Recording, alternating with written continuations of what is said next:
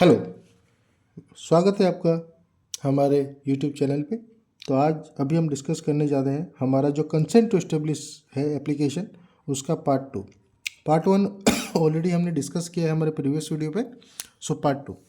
सो अभी जो नेक्स्ट जो रिक्वायरमेंट आता है हमारे एप्लीकेशन में, तो उसमें लिखा हुआ रहता है कि name of the local body under whose jurisdiction the unit is located and the name of the licence issuing authority. तो आपको क्या लिखना है, वहाँ पे आपको दो ऑप्शन मिलेगा, एक मिलेगा लोकल बॉडी नेम और एक मिलेगा लोकल इशूइंग अथॉरिटी। ठीक है।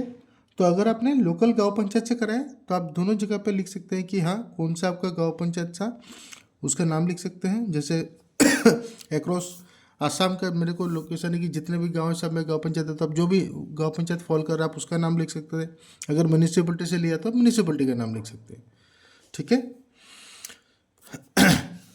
इसके बाद आपको रहता है और एक रिक्वायरमेंट, इसका जो है फर्स्ट हमने डिस्कस किया था, name address with the telephone number of the managing director, managing partner and officer responsible for matters connected with pollution control and or hazardous waste disposal। तो जैसा कि हमने हमारे पार्ट वन ऑफ वीडियो में बताया था कि वहाँ पे भी name designation office address with telephone number email of the applicant पूछा है।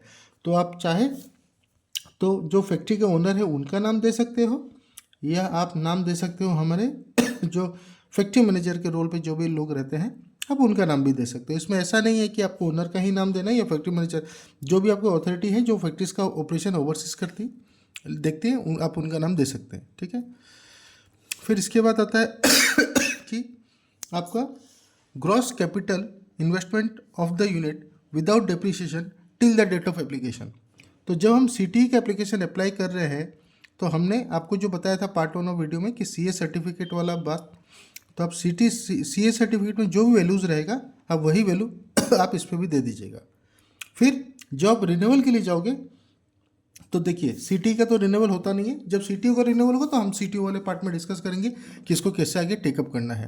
तो इसमें एक लिखा हुआ रहता है कि उससे ज़्यादा लाइट चला के नहीं देख सकते क्यों?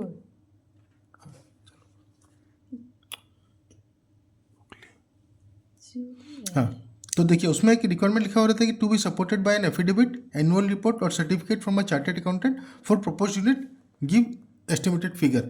तो उसमें इसका मतलब यही है कि आपको सीए सर्टिफिकेट में जो भी वैल्यूज़ हमने दिया है आप उसमें जो वैल्यूज़ दिया हुआ है, सपोज 1000 करोड़ है या 20 लाख है, जो भी वैल्यू है आप वही इसमें ग्रॉस कैपिटल इन्वेस्टमेंट में डाल दीजिएगा। ठीक है। फिर आपको पूछा जाएगा कि if the site is located near sea shore, river bank, other water bodies and indicate the distance and the name of the water body.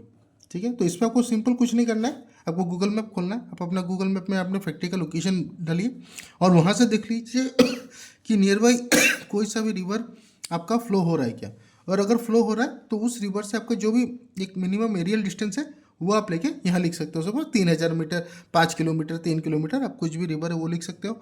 River है और उसके रिवर का name of the water body में आप river का नाम लिख सकते हो, दैट विल बी सफिशिएंट। ठीक है। फिर नेक्स्ट आता है if the site is situated in the notified industrial state.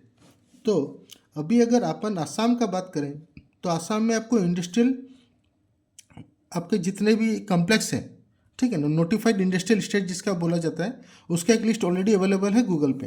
तो आप उस पर देख लो कि आपका लैंड जो है इस इंडस्ट्रियल स्टेट के अंदर फॉल कर रहा है कि नहीं कर रहा है। अगर नहीं कर रहा है तो आप डायरेक्टली नो लिख सकते हो, अगर आप कर रहा है तो आप उसमें यस लिख के, ठीक है, अटैचमेंट तो इसमें ऐड करने की ज़रूरत नहीं है, बट आप वो ये जो अटैचमेंट है जो गूगल पे अवेलेबल है इंडस्ट्रियल स्टेट वाला, ये आप अपने साथ रखो ताकि वो बीच बीच में आपको कभी भी हो वो हेल्प कर जाए। ठीक है। उसके बाद पूछता है कि whether effluent collection, treatment and disposal system has been provided by the authority. इसका मतलब क्या हुआ? इसका मतलब ये होता है कि अगर मेरा इंडस्ट्रियल स्टेट में कोई लैंड है तो उसमें क्या होता है, कभी कभी हम लोग को जो भी हमारे फैक्ट्री से जो हमारा कंटामिनेटेड वाटर निकलता है, जो एफ्लुएंट निकलता है, प्रोडक्शन के बाद जो वेस्ट वाटर निकलता है, उसका ट्रीटमेंट के लिए, उस वाटर का ट्रीटमेंट के लिए कभी कभी इंडस्ट्रियल स्टेट में एक कॉमन एफ्लुएंट ट्रीटमेंट प्लांट होता है। ठीक है। तो उस केस में आपको लिखना है कि हाँ कि whether effluent collection treatment and disposal system has been provided by authority, तो आप उसमें यस कर सकते हो। लेकिन अगर मैं आसाम के केस में बात करूँ, I don't think in Assam there is a facility available where this CETP वाला थिंग इज़ देयर, तो आप यहाँ पे नो या नॉट एप्लीकेबल कुछ भी आप लिख सकते हो, ठीक है। फिर दूसरा एक ऑप्शन और रहता है कि will the applicant utilise the system if provided.